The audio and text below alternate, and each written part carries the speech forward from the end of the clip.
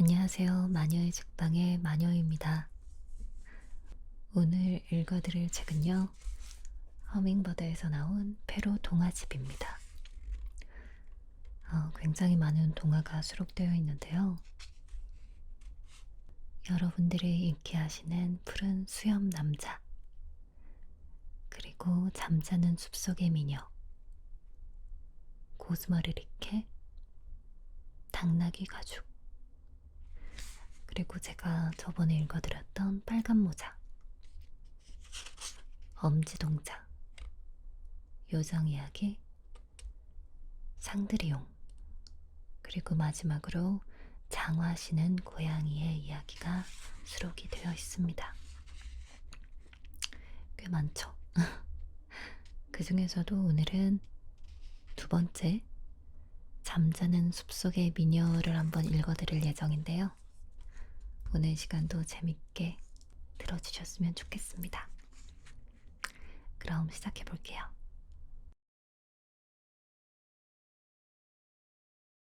옛날, 어느 먼 옛날, 왕과 왕비가 살고 있었다. 그런데 왕과 왕비는 아무리 애를 써도 아이가 생기지 않아 커다란 슬픔을 가슴에 안고 살았다.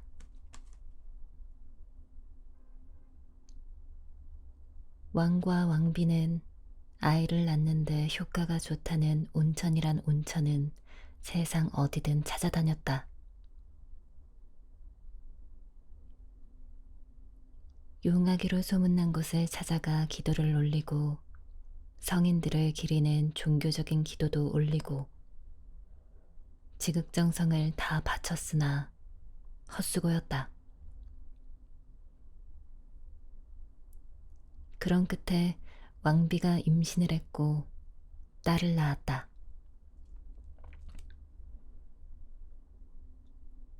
왕과 왕비는 아기의 세례식을 훌륭하게 거행했다.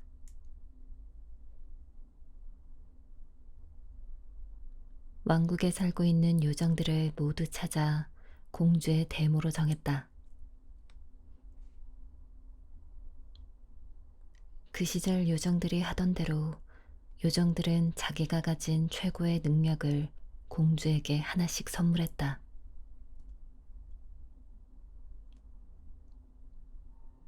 이런 방법으로 공주는 모든 면에서 완벽한 능력을 지니게 되었다.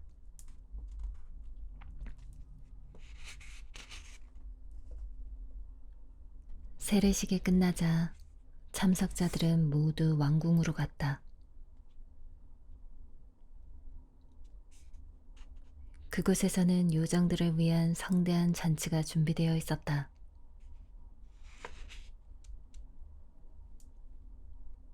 요정들이 앉는 자리마다 식기 세트가 멋지게 차려져 있었다. 거기에는 금으로 만든 상자가 있었는데 그 안에는 순금과 다이아몬드와 루비를 장식한 포크와 나이프, 숟가락이 들어 있었다.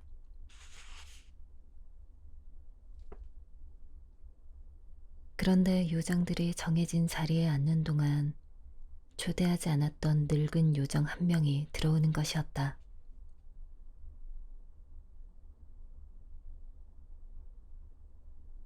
사람들은 그 요정이 50년 넘게 탑 밖으로 나오지 않아서 죽었거나 마법에 걸렸다고 믿고 있었다.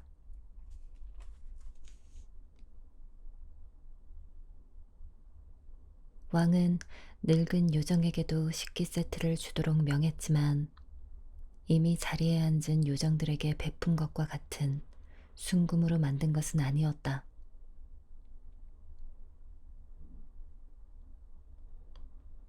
순금 세트는 오직 7 요정들을 위해 7개만을 제작하도록 했기 때문이었다.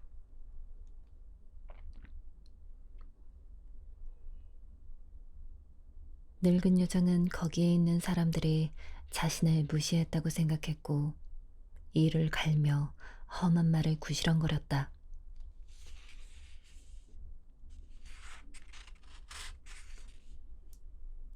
늙은 요정 옆에 앉아있던 젊은 요정은 그 말을 듣고 늙은 요정이 공주에게 해로운 것을 줄 것으로 생각하고 벽을 장식한 테피스트리 뒤에 숨기 위해 식탁에서 일어나 나갔다.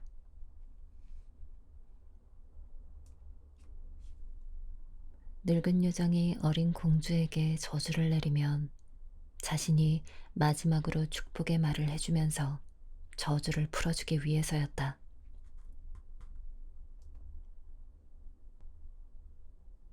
그러는 사이 요정들이 공주에게 축복을 내리기 시작했다.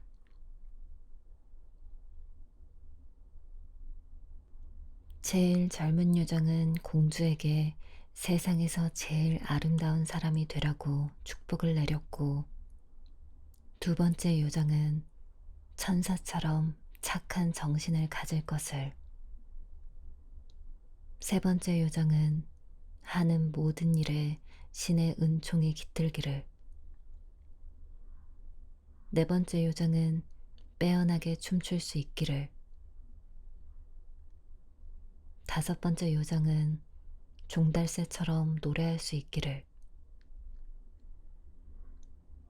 여섯 번째 요정은 모든 악기를 연주할 수 있기를 축원했다. 그리고 마지막으로 늙은 요정의 차례가 되었다. 늙은 요정은 나이가 들면 생기는 노여움보다 훨씬 더한 원통함으로 고개를 좌우로 흔들며 공주가 뾰족한 물레가락 끝에 손가락이 찔려 죽을 것이라고 저주를 내렸다.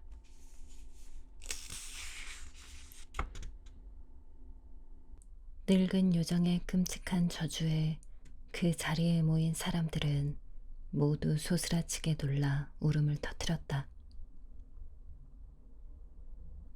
바로 그 순간 장식 융단 뒤에서 젊은 요정이 튀어나와 큰 소리로 이렇게 외쳤다.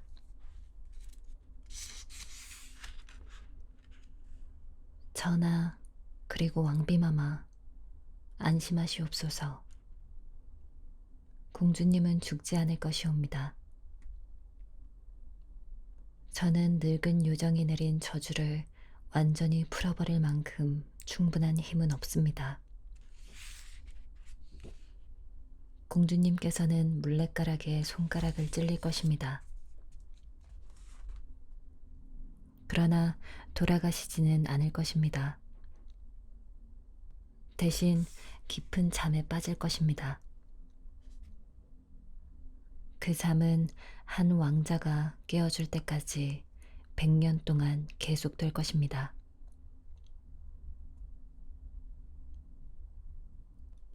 왕은 늙은 요정이 예언한 저주를 피하기 위해 백성들에게 물레로 실을 잡는 일을 금지했고, 만약 집에 물레를 두면 사형에 처한다고 엄명했다.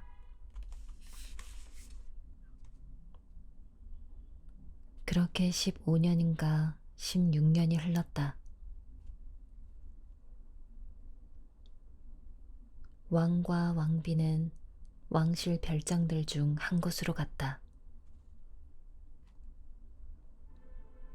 어느 날 어린 공주는 성 안에서 뛰어놀면서 이 방, 저 방 올라가다가 맨 꼭대기 큰 탑에 있는 다락방에 이르렀다.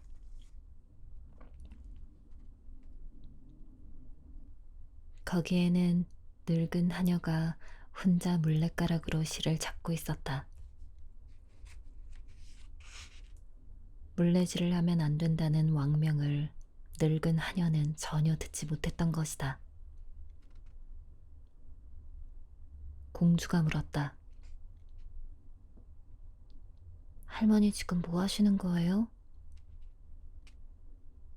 늙은 하녀는 공주를 알아보지 못하고 이렇게 대답했다.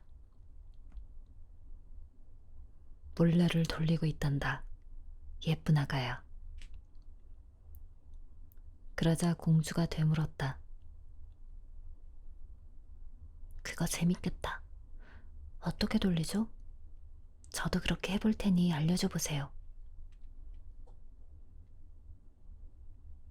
공주는 물레를 잡자마자 너무 흥분해서 들뜬 탓인지 아니면 요정들의 예언 탓인지 물레가락에 손가락이 찔려 기절하고 말았다.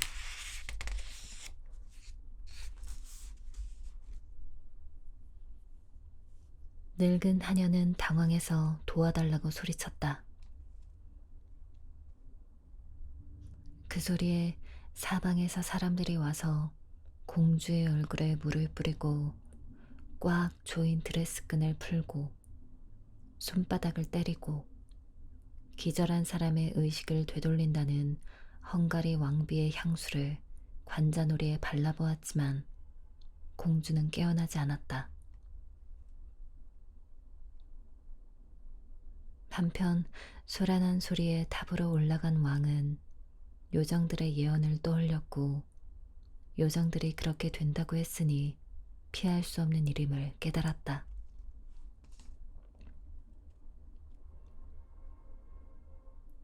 왕은 공주를 왕궁에서 가장 아름다운 방으로 옮겨 금과 은으로 장식된 침대에 눕혔다.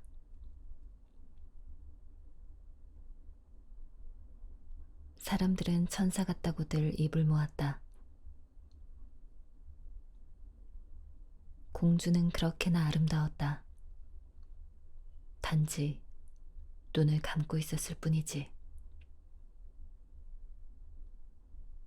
뺨은 분홍빛을 띠었고 입술은 산호처럼 붉었으며 숨소리가 부드럽게 들려오는 것으로 보아 죽지 않은 것이 확실했다.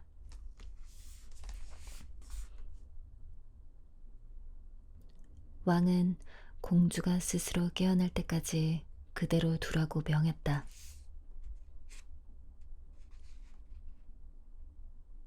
백년 동안 잠들도록 만들어서 공주의 목숨을 구한 적 있던 착한 요정은 공주에게 사고가 일어났을 때 수천 킬로미터 떨어진 마타켄 왕국에 있었다.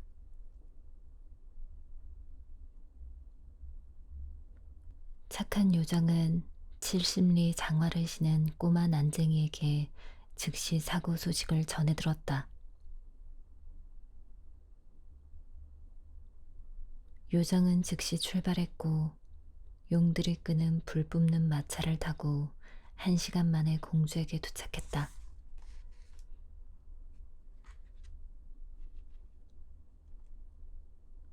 왕은 마차에서 내리는 요정에게 손을 건네 맞이하려고 다가갔다.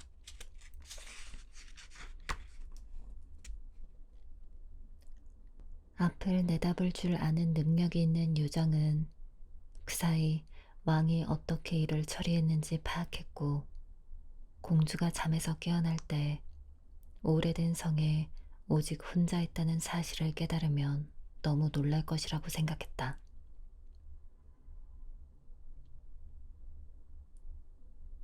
그래서 요정은 다음과 같이 했다. 공주의 가정교사, 시녀들, 청소부들, 귀족들, 하인들, 요리사들, 요리사 조수들, 주방 보조들, 호위병들, 문지기들, 시동들,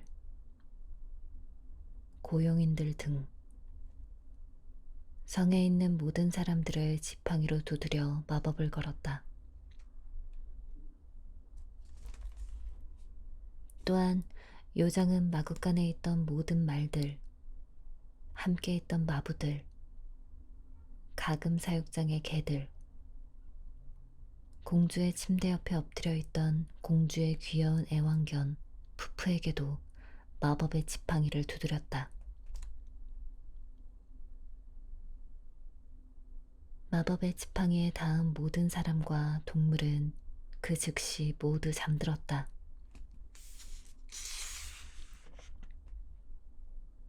그들은 공주와 함께 잠들었다가 공주가 깨어나면 함께 깨어나 공주가 필요로 하는 것을 바로바로 시중들게 될 것이었다. 화덕불에 구워지던 자고새와 꿩고기 꼬치들은 물론 그 불도 잠들었다.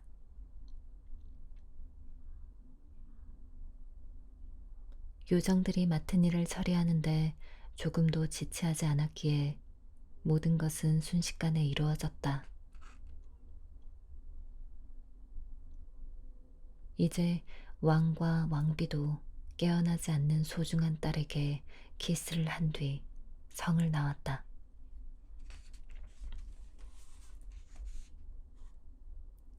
그리고 누구도 그곳에 다가가지 못하도록 금지령을 내렸다.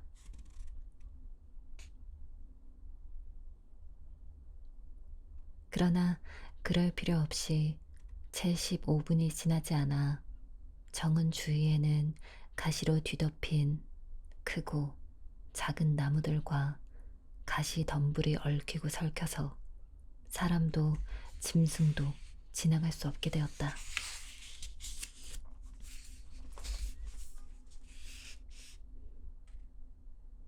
결국 성에서 제일 높은 탑만 보이게 되었고 그것도 멀리에서 볼 때 보이는 것이었다. 백성들은 호기심으로 낯선 사람들이 잠든 공주를 찾아올 것을 염려하지 않도록 요정이 마법을 부린 것이라고 굳게 믿었다.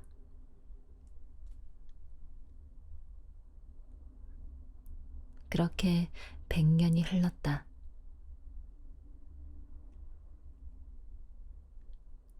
잠든 공주와는 다른 가문의 왕자가 성 근처로 사냥을 나왔다가 어마어마하게 무성한 숲 위에 솟은 탑을 보고 그것이 무엇인지 신하들에게 물었다.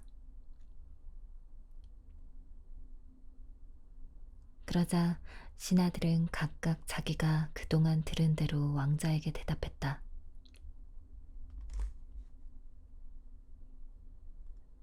누구는 유령들이 나오는 오래된 성이라고 했고 또 누구는 그 지방 마녀들과 마법사들이 모여 사바라는 집회를 여는 장소라고 했다. 가장 공통된 의견은 성에 어떤 괴물이 살고 있다는 것. 그리고 이 괴물은 자기만 다닐 수 있는 길을 내는 능력을 갖게 된 이래 자기가 붙잡을 수 있는 아이들을 모두 그곳으로 데려간다는 것. 그 이유는 거기에서 편안하게 아이들을 먹어치우기 위해서라는 것이었다.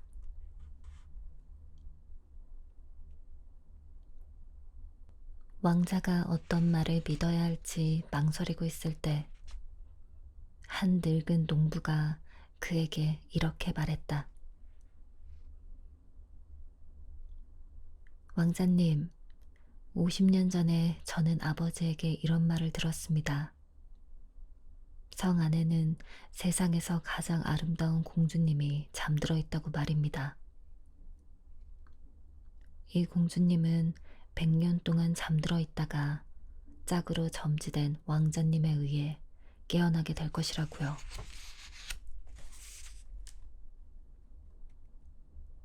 농부에게 사연을 들은 왕자는 마음에 불길이 있는 것을 느꼈다.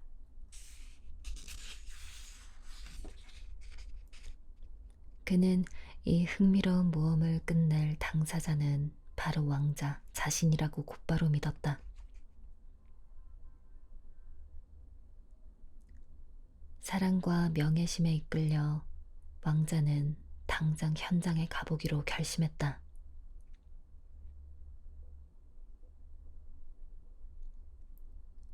왕자가 숲으로 나아가자마자 온갖 종류의 거목들과 가시덤불, 가시나무들이 저절로 길을 비켜주었다. 왕자는 대로 끝에 보이는 성을 향해 걸어가기 시작했다.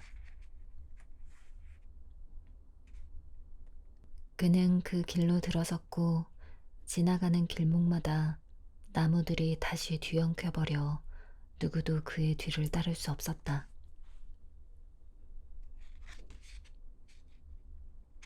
아무도 보이지 않자 왕자는 조금 당황했다.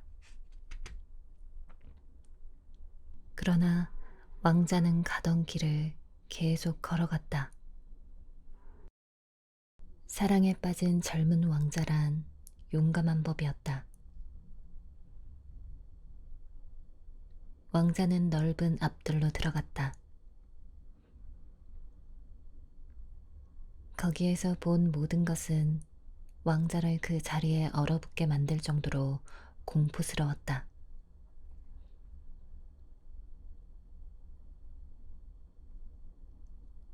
소름 끼치는 고요 속에 죽음의 형상들이 사방에 어른거렸다. 죽은 것으로 보이는 사람들과 동물들이 눕혀져 있었던 것이다.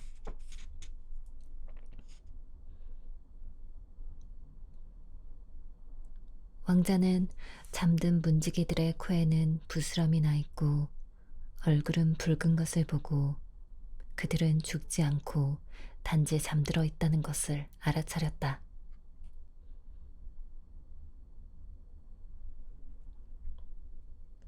거기에는 포도주 몇 방울이 아직도 남아 있었고 그것은 그들이 포도주를 마시다가 그대로 잠이 든 것임을 보여주었다.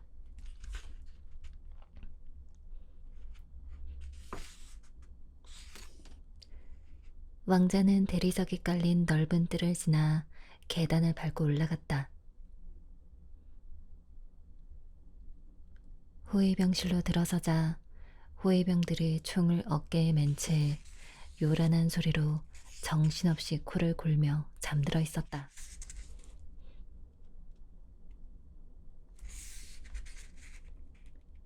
왕자는 귀족들과 귀부인들로 가득 찬 방들을 가로질러 갔다. 그들도 앉거나 선 채로 잠들어 있었다. 왕자는 온통 금으로 장식된 어느 방에 들어갔고 사방으로 커튼이 젖혀져 있는 침대에서 이전에는 본 적 없는 가장 아름다운 광경을 보았다.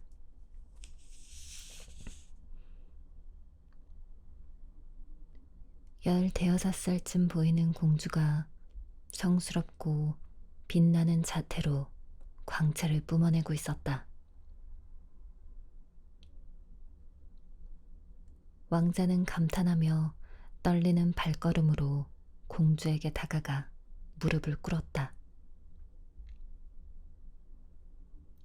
바로 그때 마법이 끝나면서 공주가 잠에서 깨어났다.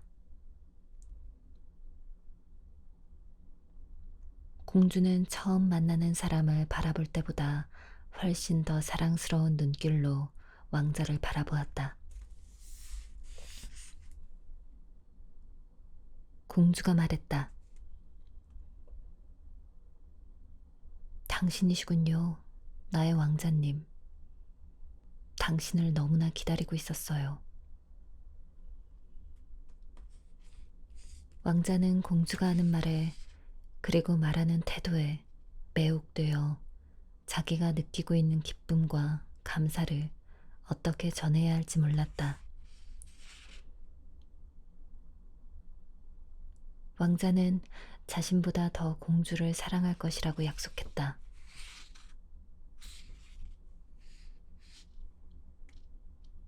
왕자의 말은 두서가 없었지만 그래도 두 사람은 서로가 마음에 들었다.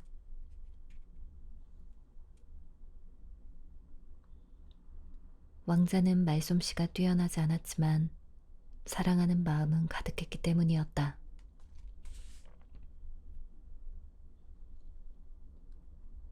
왕자는 공주보다 더 당황했으나 놀랄 일은 아니었다. 왜냐하면 공주는 왕자를 만나면 무슨 이야기를 나눌지 생각할 시간이 있었기 때문이었다. 분명 착한 요정이 공주가 그토록 오래 잠들어 있는 동안 기분 좋은 꿈을 꾸도록 베풀었을 것이었다. 두 사람은 4시간이나 이야기를 나누고도 진짜 하고 싶은 말은 아직 반도 못했다.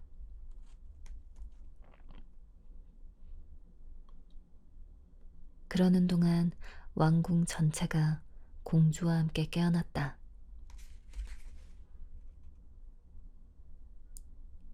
그들은 각자 자기의 맡은 일을 했다.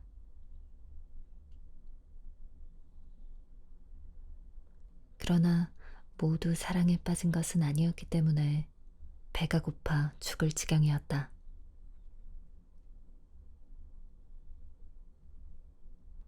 다른 사람들과 마찬가지로 바쁜 시녀는 고기가 준비되었다고 공주에게 큰 소리로 알렸다. 왕자는 공주가 일어나도록 도왔다. 공주는 으리으리하게 아주 잘 차려입고 있었다. 왕자는 공주가 자신의 할머니처럼 깃이 올라간 옷을 입고 있다고 말하지 않으려고 조심했다. 그렇다고 공주가 덜 예쁜 것은 아니었으니까.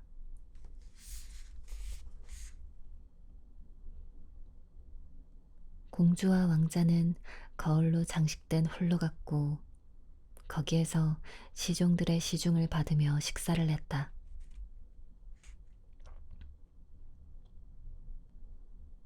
바이올린과 오보에가 오래된 곡을 연주했다. 그 곡을 사람들이 듣지 않은 지 100년 가까이 되었지만 아주 훌륭했다.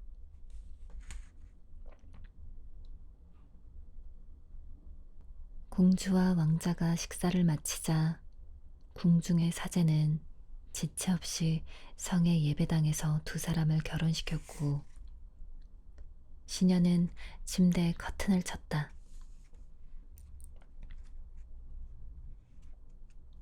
두 사람은 거의 잠을 자지 않았다. 공주는 그다지 잠을 잘 생각이 없었다.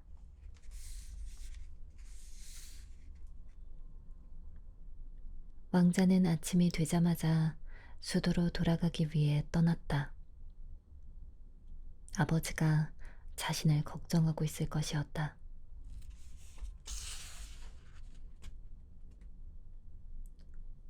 왕자는 아버지인 왕에게 사냥하다가 숲에서 길을 잃어 숫장수의 오두막집에서 묵게 되었는데 숫장수가 그에게 흑빵과 치즈를 대접해 주었다고 말했다.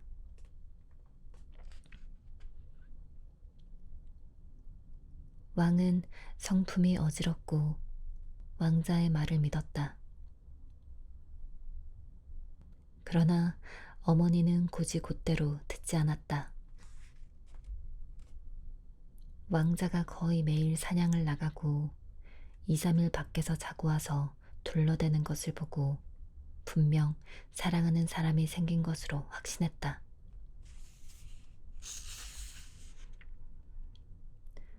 왕자는 그런 식으로 공주와 2년 넘게 살았기 때문에 2명의 아이까지 낳았다. 첫째는 새벽이라는 뜻의 딸 오로르였고 둘째는 낮이라는 뜻의 아들 주르였다.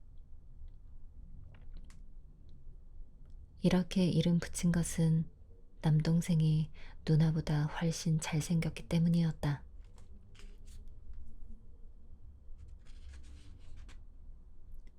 왕비는 아들에게 무릇 자신의 삶에 만족을 느끼고 살아야 하는데 그렇게 살고 있는지 몇 번이나 물었다. 그러나 아들은 감히 자신의 비밀을 털어놓지 못했다.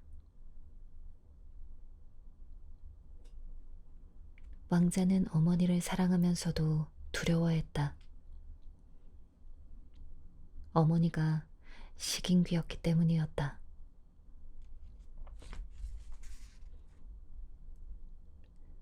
왕도 왕비가 많은 재물을 가지지 않았다면 그녀와 결혼을 하지 않았을 것이었다. 궁중 사람들은 왕비가 아직도 식인귀 기질이 있어서 지나가는 어린아이들을 보면 달려들어 잡아먹고 싶은 것을 참느라고 아주 힘들어한다고 수군거렸다. 그래서 왕자는 절대로 한마디도 말하고 싶지 않았던 것이었다. 그러나 2년이 흘러 왕이 죽고 군주의 자리에 오른 왕자는 공식적으로 결혼을 선언했다. 그리고 격식을 갖추어 혼례식을 치르기 위해 왕비인 자신의 아내를 데리러 성으로 갔다.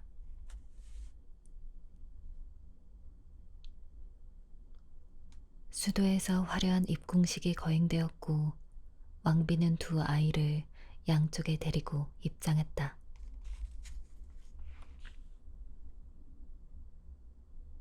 얼마 후 왕은 이웃 나라인 캉탈라비트의 황제에게 전쟁을 선포했다. 전쟁터로 떠나면서 왕은 어머니인 데비에게 자기 대신 왕국을 다스리도록 맡겼고 그동안 아내와 두 아이도 잘 돌보아 달라고 단단히 부탁했다. 왕은 여름 내내 전장에 나가 있어야 했기 때문이었다.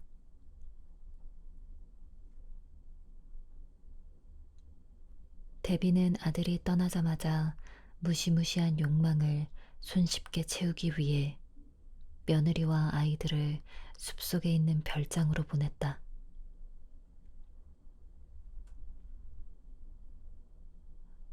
데비는 며칠 뒤 별장으로 찾아가서는 어느 저녁 요리사에게 이렇게 말하는 것이었다. 내일 저녁 식사로 어린 오로르를 먹고 싶구나. 이에 요리사가 말했다. 그건 데비마마. 그러자 데비가 말했다. 난 그 애를 먹고 싶다고.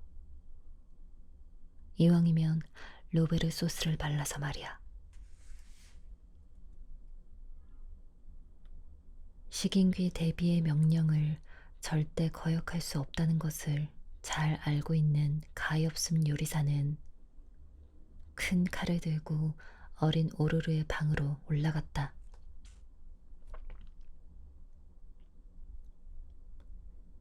이제 막 4살이 된 오로르가 요리사를 보자 웃으며 달려와 그의 목을 끌어안고 사탕을 달라고 했다.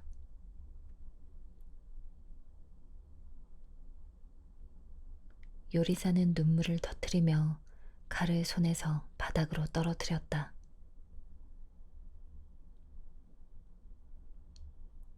주방장은 오로르 대신 가축 우리에 가서 어린 양을 잡아 맛있는 소스를 얹어 데비의 저녁 식탁에 올렸다.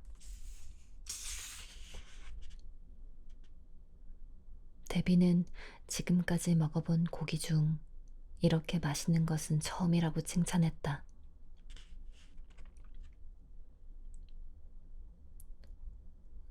어린 양으로 요리를 하는 동안 요리사는 어린 오르르를 가축 우리 한 구석에 있는 오두막으로 데려가 자기 아내에게 잘 숨기도록 일렀다.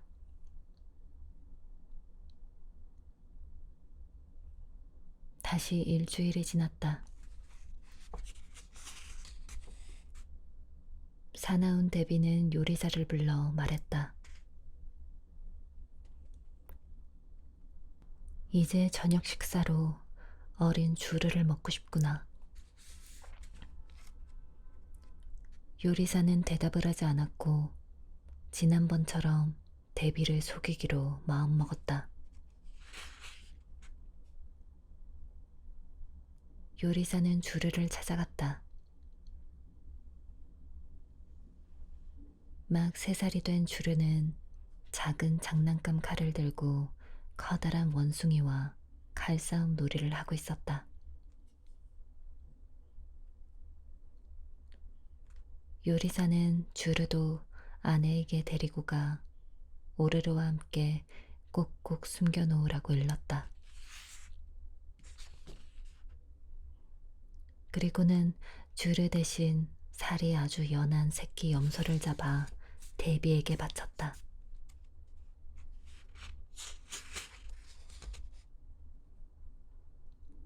대비는 이번에도 아주 맛있게 먹어치웠다.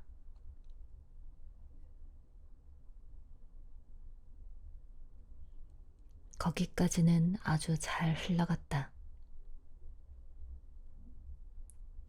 그런데 어느 날 저녁, 못된 대비는 요리사를 불러 이렇게 말했다.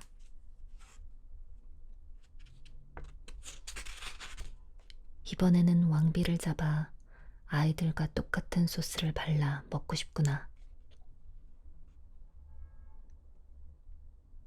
가엾은 요리사는 이번엔 또 어떤 방법으로 대비를 속여야 할지 절망스러웠다.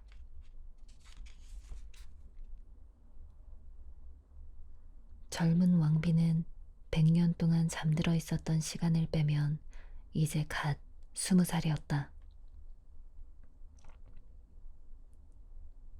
살갗이 좀 거칠었음에도 피부는 희고 아름다웠다. 가축우리에서 젊은 왕비와 똑같이 살갗이 거친 짐승을 찾을 수 있을까? 요리사는 자신의 목숨을 부지하기 위해 왕비의 목을 베기로 결심했다.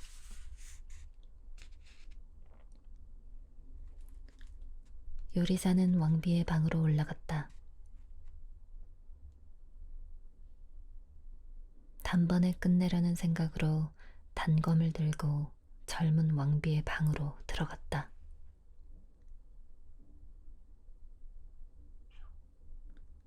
그는 왕비를 당혹스럽게 하고 싶지 않았다. 왕비에 대한 존경의 마음을 담아 그는 대비의 명령이라고 말해주었다. 젊은 왕비는 자신의 목을 내밀며 말했다. 명령대로 하라. 명령받은 대로 실행하라. 난 내 아이들, 너무나 사랑했던 가엾은 내 아이들을 보러 갈 것이다. 젊은 왕비는 아이들이 아무 말 없이 없어져 죽은 줄로 생각했던 것이다. 가엾은 요리사는 측은한 마음이 들어 왕비에게 이렇게 말했다.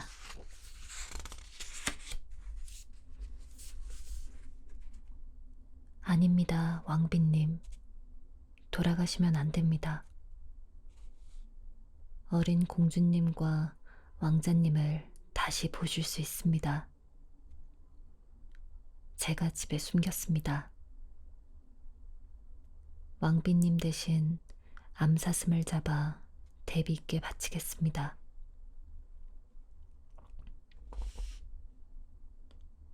요리사를 따라 그의 방으로 들어간 왕비는 아이들을 부둥켜 안고 울기 시작했다.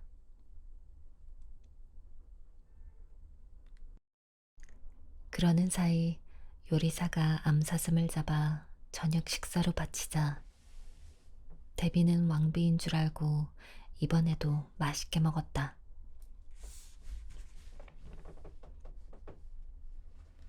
그렇게 잔인한 욕망이 채워지자 대비는 젊은 왕이 돌아오면 굶주린 늑대들이 왕비와 아이들을 잡아먹었다고 속일 생각이었다.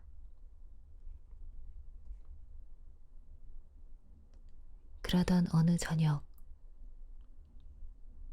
대비는 평소처럼 신선한 고기 냄새를 쫓아 왕궁의 뜰과 가금 사육장들을 걷다가 아래에 있는 어느 방에서 어린 주르가 우는 소리를 들었다. 떼를 쓰는 어린 주르를 젊은 왕비가 꾸짖고 어린 오르르가 그런 동생을 용서해달라고 청하는 소리가 들렸던 것이다.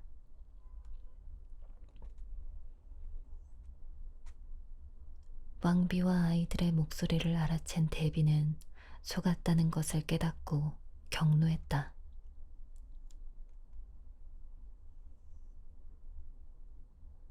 다음 날 아침,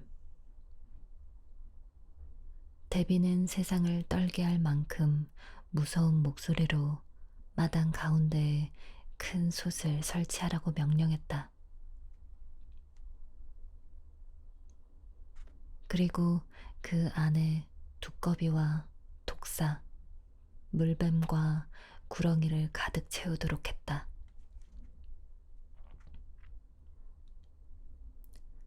왕비와 아이들, 요리사 부부와 하녀가 두 손을 뒤로 묶인 채 끌려 나왔다.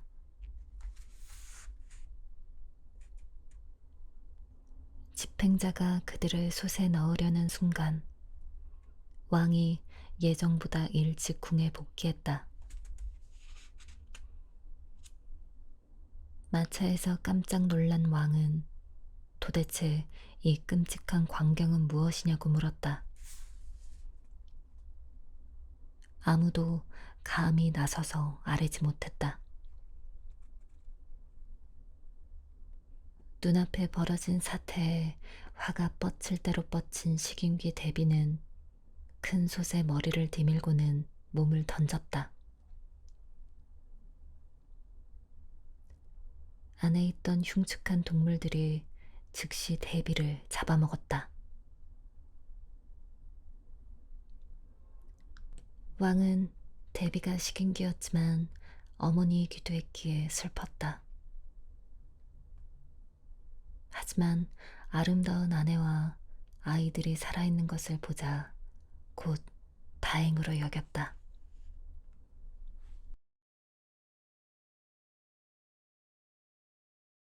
허밍버드에서 나온 페로 동화집. 저도 읽는 내내 너무 즐거웠고요. 여러분들도 그러셨으리라 믿어 의심치 않습니다.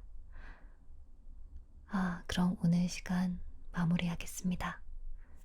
그리고 제 멘트가 끝나면 BGM 버전의 페로 동화집이 다시 리플레이 됩니다. 음악 있는 버전을 더 선호하시는 분들께서는 쭉 들어주시면 될 것 같아요. 그럼 정말 가볼게요. 잘 자요. 옛날, 어느 먼 옛날, 왕과 왕비가 살고 있었다. 그런데 왕과 왕비는 아무리 애를 써도 아이가 생기지 않아 커다란 슬픔을 가슴에 안고 살았다.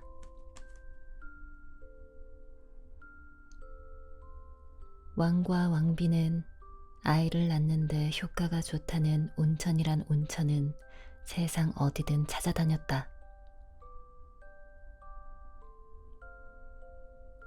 용하기로 소문난 곳을 찾아가 기도를 올리고 성인들을 기리는 종교적인 기도도 올리고 지극정성을 다 바쳤으나 헛수고였다.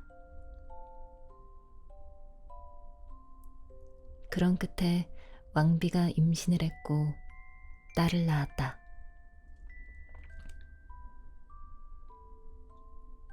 왕과 왕비는 아기의 세례식을 훌륭하게 거행했다.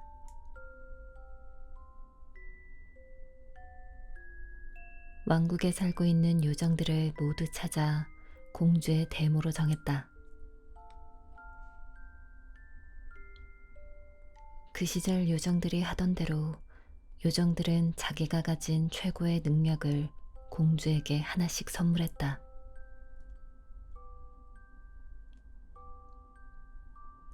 이런 방법으로 공주는 모든 면에서 완벽한 능력을 지니게 되었다.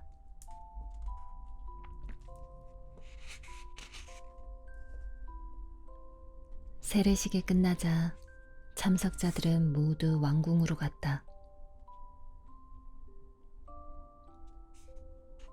그곳에서는 요정들을 위한 성대한 잔치가 준비되어 있었다.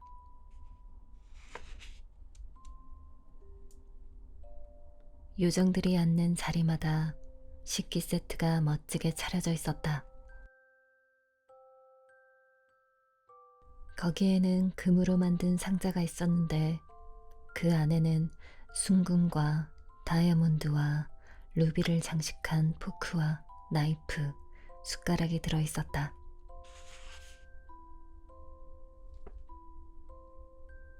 그런데 요정들이 정해진 자리에 앉는 동안 초대하지 않았던 늙은 요정 한 명이 들어오는 것이었다.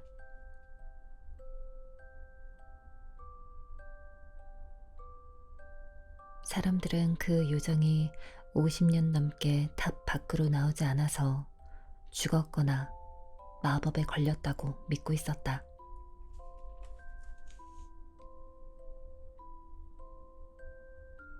왕은 늙은 요정에게도 식기 세트를 주도록 명했지만 이미 자리에 앉은 요정들에게 베푼 것과 같은 순금으로 만든 것은 아니었다.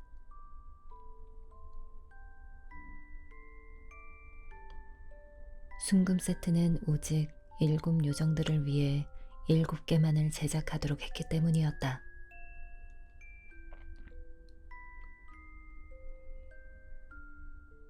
늙은 요정은 거기에 있는 사람들이 자신을 무시했다고 생각했고 이를 갈며 험한 말을 구시렁거렸다.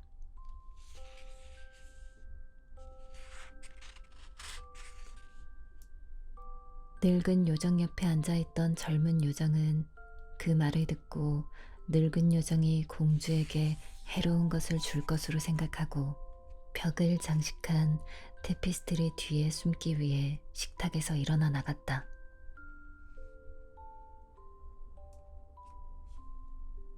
늙은 요정이 어린 공주에게 저주를 내리면 자신이 마지막으로 축복의 말을 해주면서 저주를 풀어주기 위해서였다.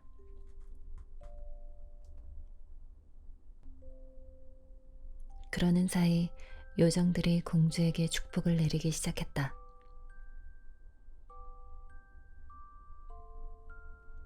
제일 젊은 요정은 공주에게 세상에서 제일 아름다운 사람이 되라고 축복을 내렸고, 두 번째 요정은 천사처럼 착한 정신을 가질 것을, 세 번째 요정은 하는 모든 일에 신의 은총이 깃들기를, 네 번째 요정은 빼어나게 춤출 수 있기를, 다섯 번째 요정은 종달새처럼 노래할 수 있기를,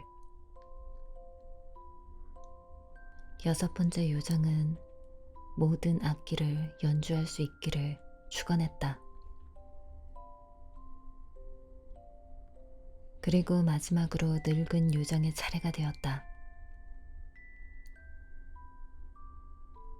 늙은 요정은 나이가 들면 생기는 노여움보다 훨씬 더한 원통함으로 고개를 좌우로 흔들며 공주가 뾰족한 물레가락 끝에 손가락이 찔려 죽을 것이라고 저주를 내렸다.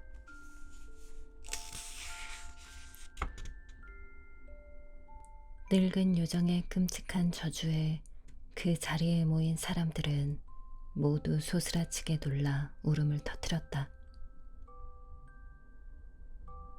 바로 그 순간 장식 융단 뒤에서 젊은 요정이 튀어나와 큰 소리로 이렇게 외쳤다.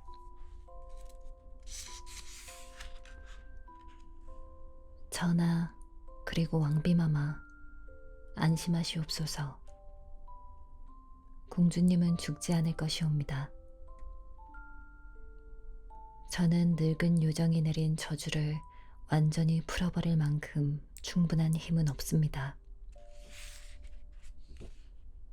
공주님께서는 물레가락에 손가락을 찔릴 것입니다. 그러나 돌아가시지는 않을 것입니다. 대신 깊은 잠에 빠질 것입니다. 그 잠은 한 왕자가 깨어줄 때까지 100년 동안 계속될 것입니다.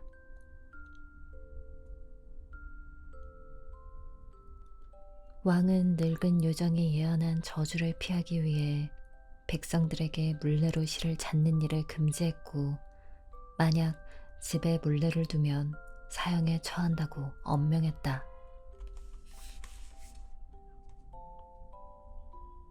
그렇게 15년인가 16년이 흘렀다. 왕과 왕비는 왕실 별장들 중 한 곳으로 갔다. 어느 날 어린 공주는 성 안에서 뛰어놀면서 이 방, 저 방 올라가다가 맨 꼭대기 큰 탑에 있는 다락방에 이르렀다.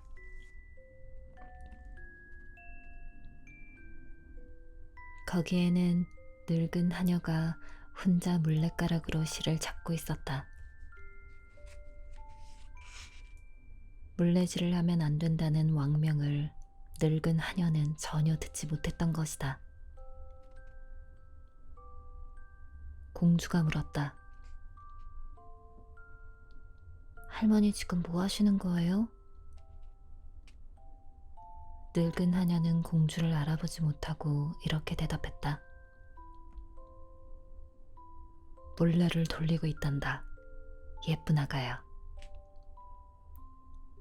그러자 공주가 되물었다. 그거 재밌겠다. 어떻게 돌리죠? 저도 그렇게 해볼 테니 알려줘 보세요. 공주는 물레를 잡자마자 너무 흥분해서 들뜬 탓인지 아니면 요정들의 예언 탓인지 물레가락에 손가락이 찔려 기절하고 말았다.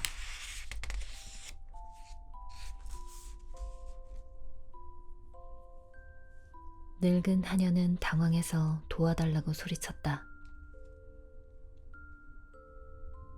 그 소리에 사방에서 사람들이 와서 공주의 얼굴에 물을 뿌리고 꽉 조인 드레스끈을 풀고 손바닥을 때리고 기절한 사람의 의식을 되돌린다는 헝가리 왕비의 향수를 관자놀이에 발라보았지만 공주는 깨어나지 않았다. 한편 소란한 소리에 탑으로 올라간 왕은 요정들의 예언을 떠올렸고 요정들이 그렇게 된다고 했으니 피할 수 없는 일임을 깨달았다.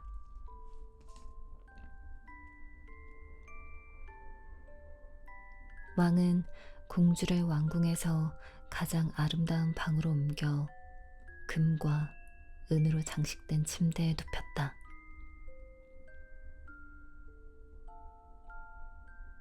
사람들은 천사 같다고들 입을 모았다. 공주는 그렇게나 아름다웠다. 단지 눈을 감고 있었을 뿐이지. 뺨은 분홍빛을 띠었고 입술은 산호처럼 붉었으며 숨소리가 부드럽게 들려오는 것으로 보아 죽지 않은 것이 확실했다.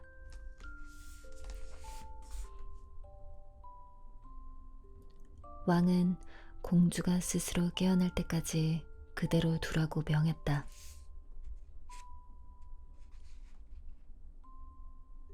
백년 동안 잠들도록 만들어서 공주의 목숨을 구한 적 있던 착한 요정은 공주에게 사고가 일어났을 때 수천 킬로미터 떨어진 마타캥 왕국에 있었다.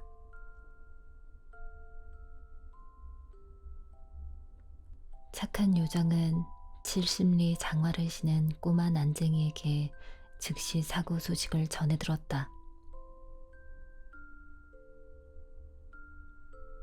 요정은 즉시 출발했고 용들이 끄는 불 뿜는 마차를 타고 1시간 만에 공주에게 도착했다.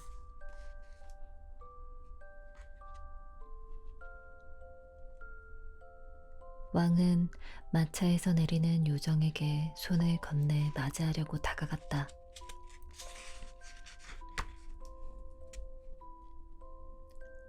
앞을 내다볼 줄 아는 능력이 있는 요정은 그 사이 왕이 어떻게 일을 처리했는지 파악했고 공주가 잠에서 깨어날 때 오래된 성에 오직 혼자 있다는 사실을 깨달으면 너무 놀랄 것이라고 생각했다.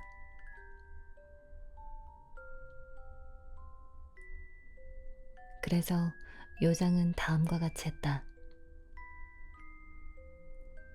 공주의 가정교사, 시녀들, 청소부들, 귀족들,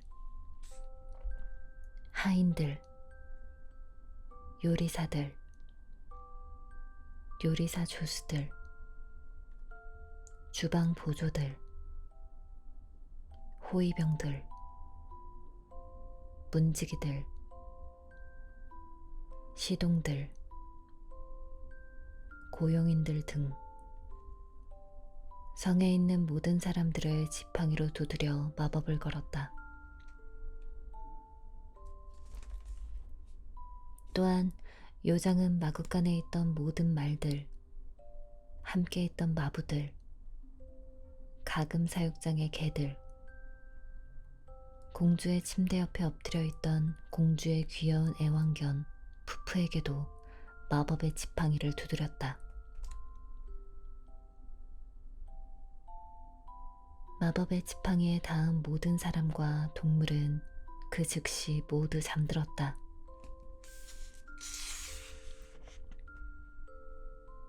그들은 공주와 함께 잠들었다가 공주가 깨어나면 함께 깨어나 공주가 필요로 하는 것을 바로바로 시중들게 될 것이었다. 화덕불에 구워지던 자고새와 꿩고기 꼬치들은 물론 그 불도 잠들었다.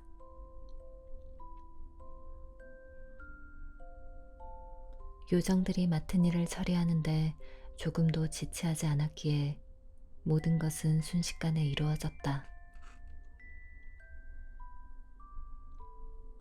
이제 왕과 왕비도 깨어나지 않는 소중한 딸에게 키스를 한 뒤 성을 나왔다.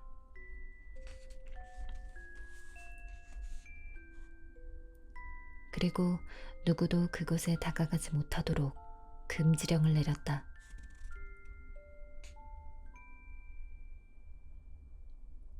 그러나 그럴 필요 없이 채 15분이 지나지 않아 정은 주위에는 가시로 뒤덮인 크고 작은 나무들과 가시 덤불이 얽히고 설켜서 사람도 짐승도 지나갈 수 없게 되었다.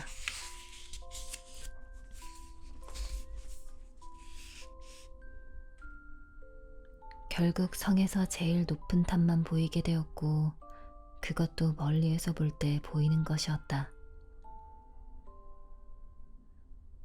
백성들은 호기심으로 낯선 사람들이 잠든 공주를 찾아올 것을 염려하지 않도록 요정이 마법을 부린 것이라고 굳게 믿었다.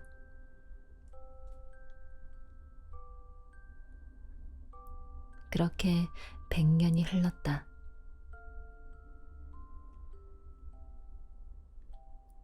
잠든 공주와는 다른 가문의 왕자가 성 근처로 사냥을 나왔다가 어마어마하게 무성한 숲 위에 솟은 탑을 보고 그것이 무엇인지 신하들에게 물었다. 그러자 신하들은 각각 자기가 그동안 들은 대로 왕자에게 대답했다.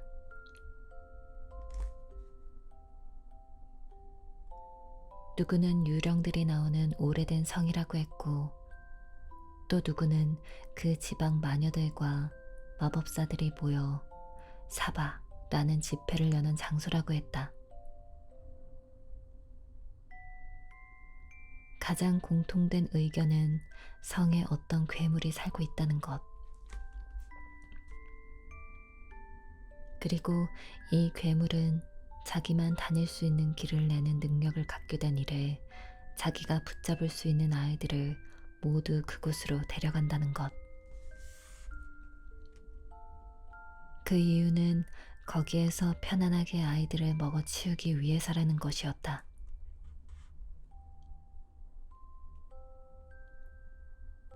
왕자가 어떤 말을 믿어야 할지 망설이고 있을 때 한 늙은 농부가 그에게 이렇게 말했다. 왕자님, 50년 전에 저는 아버지에게 이런 말을 들었습니다. 성 안에는 세상에서 가장 아름다운 공주님이 잠들어 있다고 말입니다. 이 공주님은 100년 동안 잠들어 있다가 짝으로 점지된 왕자님에 의해 깨어나게 될 것이라고요.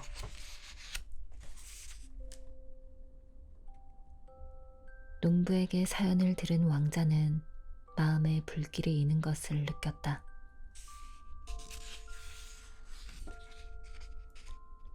그는 이 흥미로운 모험을 끝낼 당사자는 바로 왕자 자신이라고 곧바로 믿었다.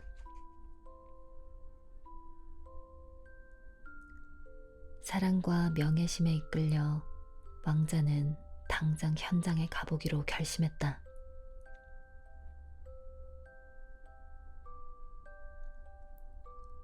왕자가 숲으로 나아가자마자 온갖 종류의 거목들과 가시덤불, 가시나무들이 저절로 길을 비켜주었다.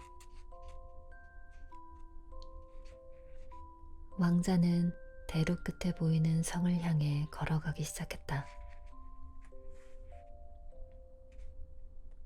그는 그 길로 들어섰고 지나가는 길목마다 나무들이 다시 뒤엉켜버려 누구도 그의 뒤를 따를 수 없었다.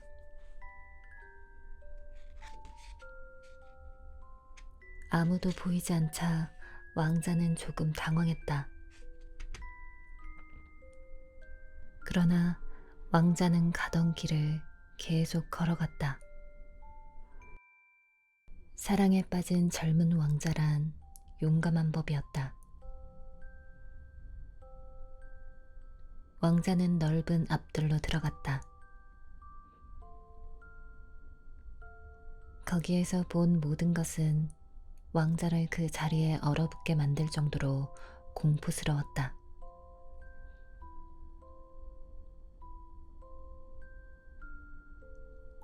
소름 끼치는 고요 속에 죽음의 형상들이 사방에 어른거렸다. 죽은 것으로 보이는 사람들과 동물들이 눕혀져 있었던 것이다.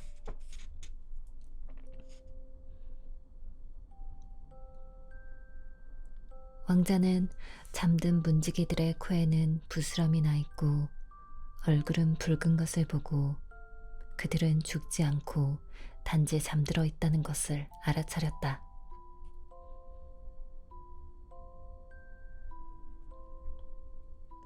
거기에는 포도주 몇 방울이 아직도 남아 있었고 그것은 그들이 포도주를 마시다가 그대로 잠이 든 것임을 보여주었다.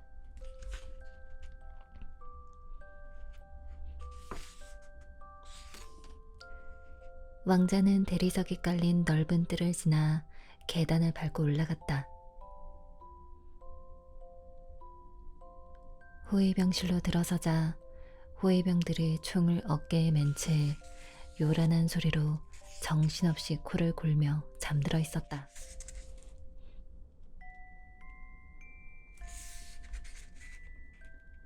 왕자는 귀족들과 귀부인들로 가득 찬 방들을 가로질러 갔다.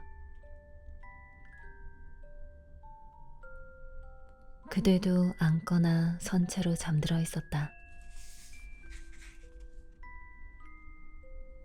왕자는 온통 금으로 장식된 어느 방에 들어갔고 사방으로 커튼이 젖혀져 있는 침대에서 예전에는 본 적 없는 가장 아름다운 광경을 보았다.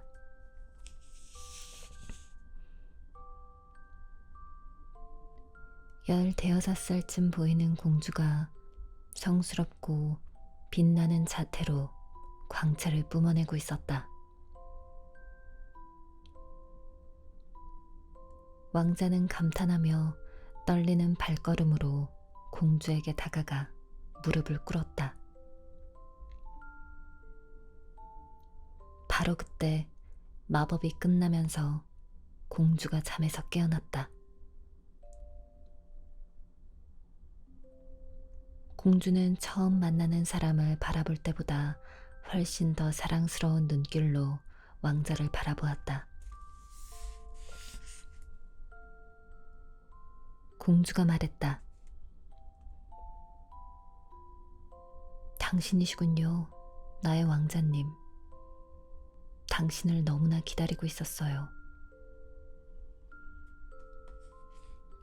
왕자는 공주가 하는 말에 그리고 말하는 태도에 매혹되어 자기가 느끼고 있는 기쁨과 감사를 어떻게 전해야 할지 몰랐다.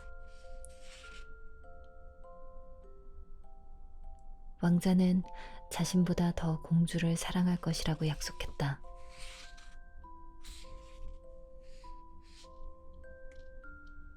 왕자의 말은 두서가 없었지만 그래도 두 사람은 서로가 마음에 들었다.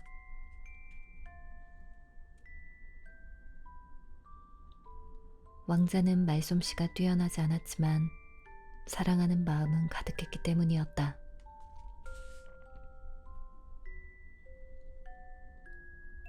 왕자는 공주보다 더 당황했으나 놀랄 일은 아니었다. 왜냐하면 공주는 왕자를 만나면 무슨 이야기를 나눌지 생각할 시간이 있었기 때문이었다. 분명 착한 요정이 공주가 그토록 오래 잠들어 있는 동안 기분 좋은 꿈을 꾸도록 베풀었을 것이었다. 두 사람은 4시간이나 이야기를 나누고도 진짜 하고 싶은 말은 아직 반도 못했다.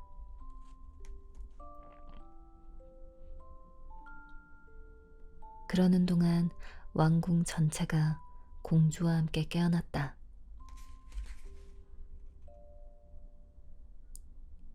그들은 각자 자기의 맡은 일을 했다.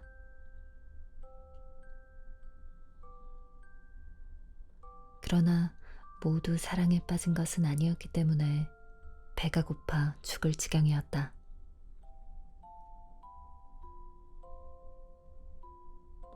다른 사람들과 마찬가지로 바쁜 시녀는 고기가 준비되었다고 공주에게 큰 소리로 알렸다.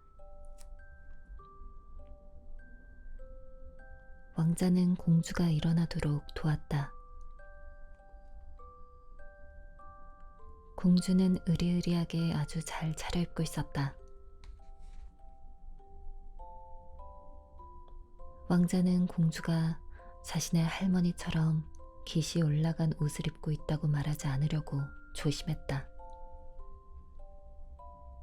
그렇다고 공주가 덜 예쁜 것은 아니었으니까.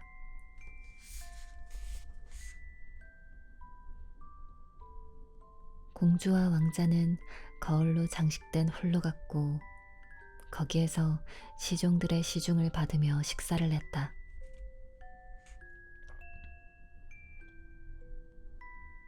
바이올린과 오보에가 오래된 곡을 연주했다. 그 곡을 사람들이 듣지 않은 지 100년 가까이 되었지만 아주 훌륭했다.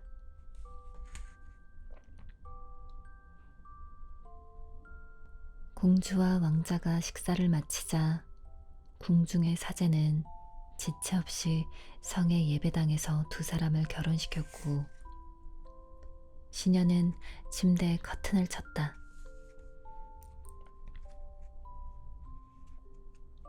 두 사람은 거의 잠을 자지 않았다. 공주는 그다지 잠을 잘 생각이 없었다.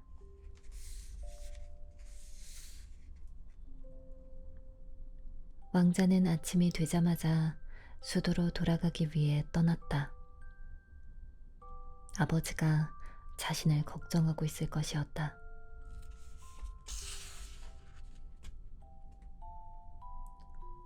왕자는 아버지인 왕에게 사냥하다가 숲에서 길을 잃어 숫장수의 오두막집에서 묵게 되었는데 숫장수가 그에게 흑빵과 치즈를 대접해 주었다고 말했다.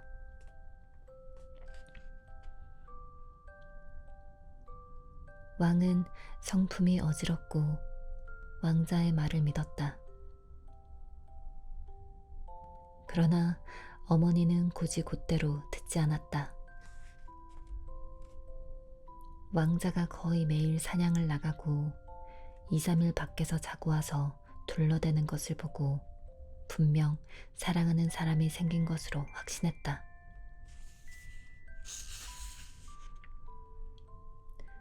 왕자는 그런 식으로 공주와 2년 넘게 살았기 때문에 2명의 아이까지 낳았다. 첫째는 새벽이라는 뜻의 딸 오르르였고 둘째는 낮이라는 뜻의 아들 주르였다. 이렇게 이름 붙인 것은 남동생이 누나보다 훨씬 잘생겼기 때문이었다.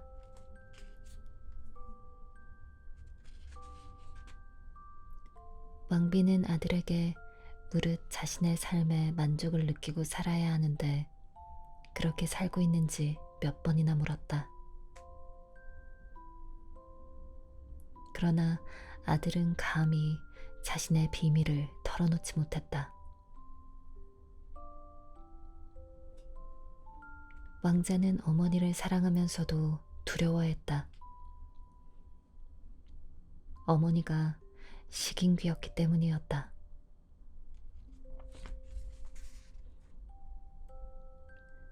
왕도 왕비가 많은 재물을 가지지 않았다면 그녀와 결혼을 하지 않았을 것이었다.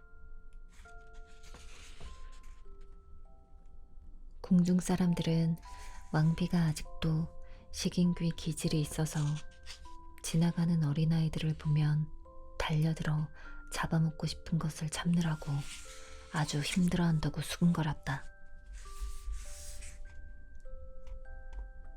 그래서 왕자는 절대로 한마디도 말하고 싶지 않았던 것이었다. 그러나 2년이 흘러 왕이 죽고 군주의 자리에 오른 왕자는 공식적으로 결혼을 선언했다.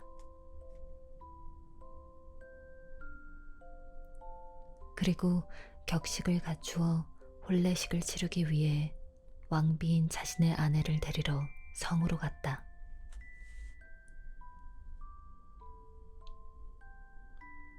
수도에서 화려한 입궁식이 거행되었고 왕비는 2 아이를 양쪽에 데리고 입장했다.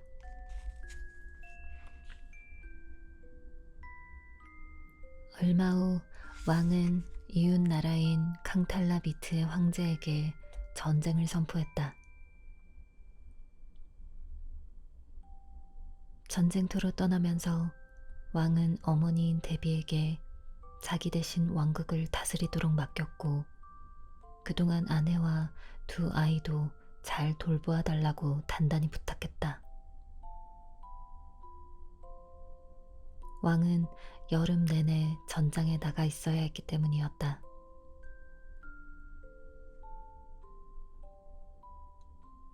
데비는 아들이 떠나자마자 무시무시한 욕망을 손쉽게 채우기 위해 며느리와 아이들을 숲속에 있는 별장으로 보냈다.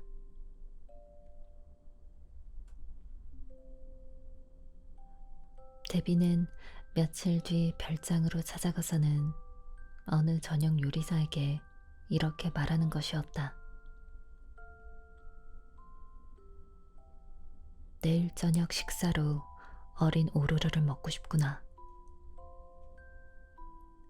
이에 요리사가 말했다. 그건 데비마마. 그러자 데비가 말했다. 난 그 애를 먹고 싶다고. 이왕이면 로베르 소스를 발라서 말이야.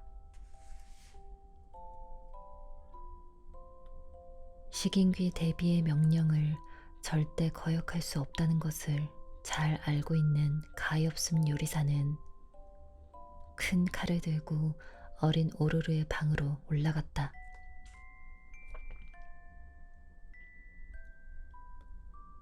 이제 막 4살이 된 오르르가 요리사를 보자 웃으며 달려와 그의 목을 끌어안고 사탕을 달라고 했다.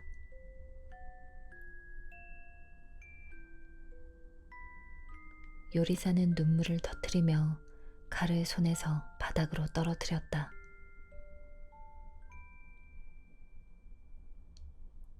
주방장은 오루르 대신 가축 오리에 가서 어린 양을 잡아 맛있는 소스를 얹어 데비의 저녁 식탁에 올렸다.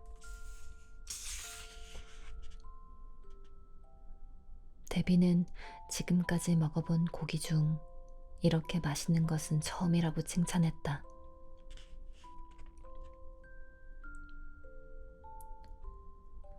어린 양으로 요리를 하는 동안 요리사는 어린 오르르를 가축 우리 한 구석에 있는 오두막으로 데려가 자기 아내에게 잘 숨기도록 일렀다.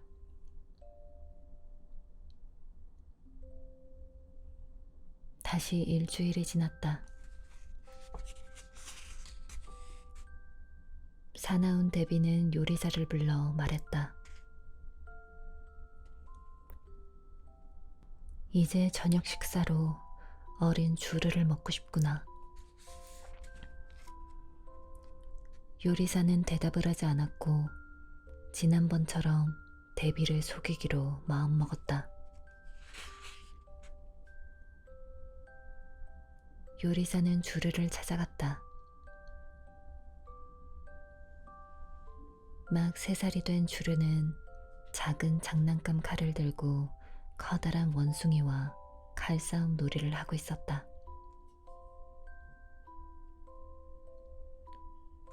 요리사는 주르도 아내에게 데리고 가 오르르와 함께 꼭꼭 숨겨놓으라고 일렀다.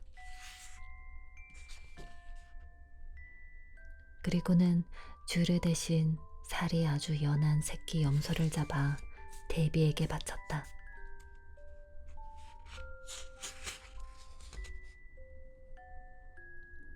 데비는 이번에도 아주 맛있게 먹어치웠다.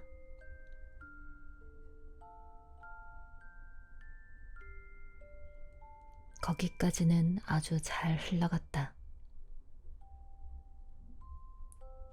그런데 어느 날 저녁, 못된 데비는 요리사를 불러 이렇게 말했다.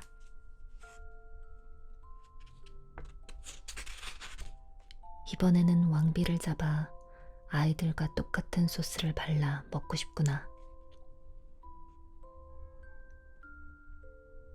가엾은 요리사는 이번엔 또 어떤 방법으로 데비를 속여야 할지 절망스러웠다.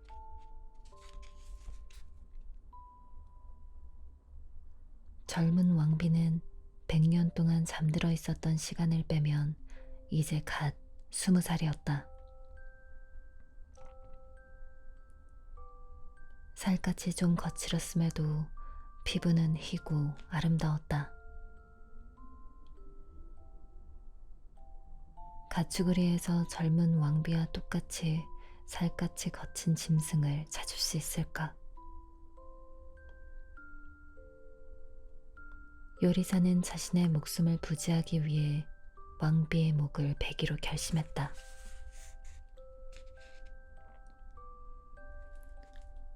요리사는 왕비의 방으로 올라갔다. 단번에 끝내려는 생각으로 단검을 들고 젊은 왕비의 방으로 들어갔다.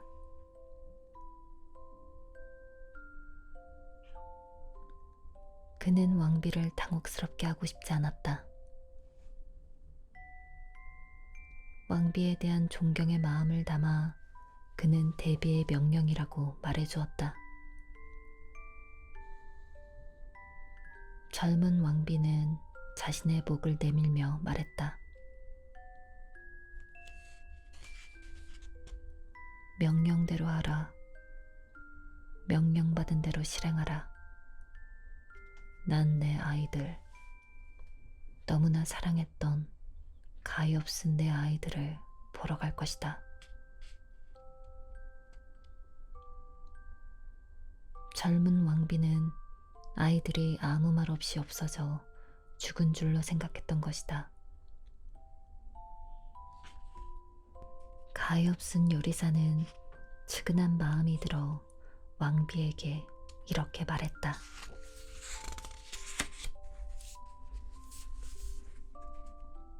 아닙니다, 왕비님. 돌아가시면 안 됩니다. 어린 공주님과 왕자님을 다시 보실 수 있습니다. 제가 집에 숨겼습니다. 왕비님 대신 암사슴을 잡아 대비께 바치겠습니다.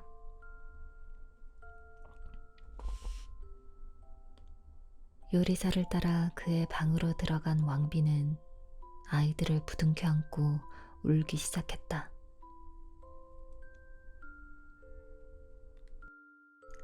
그러는 사이 요리사가 암사슴을 잡아 저녁 식사로 바치자 데비는 왕비인 줄 알고 이번에도 맛있게 먹었다.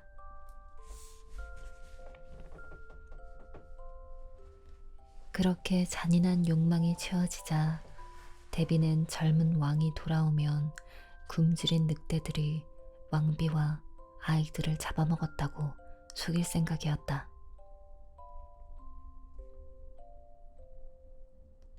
그러던 어느 저녁, 데비는 평소처럼 신선한 고기 냄새를 쫓아 왕궁의 뜰과 가금 사육장들을 걷다가 아래에 있는 어느 방에서 어린 주르가 우는 소리를 들었다. 떼를 쓰는 어린 주르를 젊은 왕비가 꾸짖고 어린 오르르가 그런 동생을 용서해달라고 청하는 소리가 들렸던 것이다.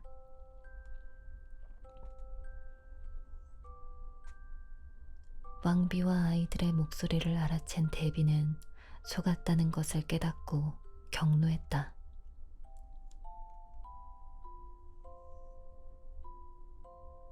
다음 날 아침, 데비는 세상을 떨게 할 만큼 무서운 목소리로 마당 가운데에 큰 솥을 설치하라고 명령했다. 그리고 그 안에 두꺼비와 독사, 물뱀과 구렁이를 가득 채우도록 했다.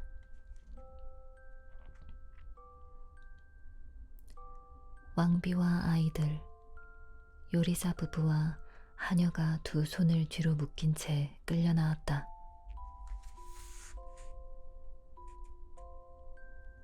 집행자가 그들을 솥에 넣으려는 순간 왕이 예정보다 일찍 궁에 복귀했다. 마차에서 깜짝 놀란 왕은 도대체 이 끔찍한 광경은 무엇이냐고 물었다. 아무도 감히 나서서 아뢰지 못했다. 눈앞에 벌어진 사태에 화가 뻗칠 대로 뻗친 식인귀 데비는 큰 솥에 머리를 디밀고는 몸을 던졌다. 안에 있던 흉측한 동물들이 즉시 데비를 잡아먹었다. 왕은 데비가 식인귀였지만 어머니이기도 했기에 슬펐다. 하지만 아름다운 아내와 아이들이 살아있는 것을 보자 곧 다행으로 여겼다.